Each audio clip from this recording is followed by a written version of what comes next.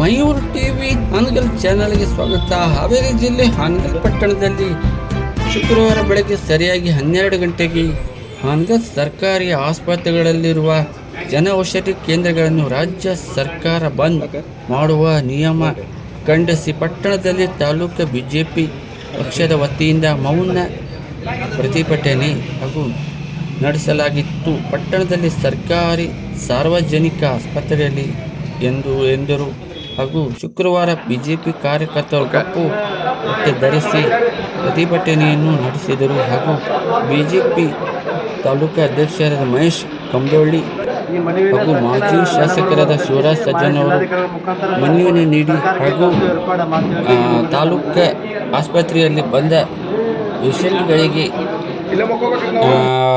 ಮಾಹಿತಿಯನ್ನು ನೀಡಿ ಹಾಗೂ ಏನು ತೊಂದರೆಯನ್ನು ಕೇಳಿದರು. Mayur TV Hanagal channel.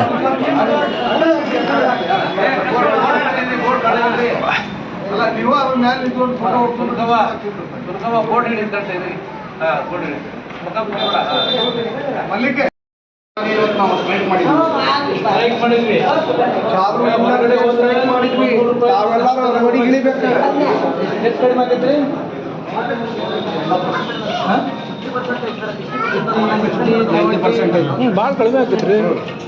ಇಷ್ಟೆಲ್ಲ ಬಡವರಿಗೆ ಕಮ್ಮಿ ಆಗೈತಿ.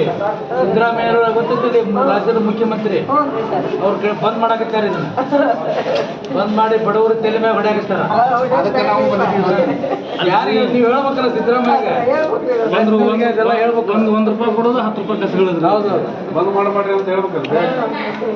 ಮೂಗಿ ತಪ್ಪಾವಸಿ ಮೂಗಪ್ಪ ಯಾಕಂತಾರೆ. ಮತ್ತೆ ಆರಾಮ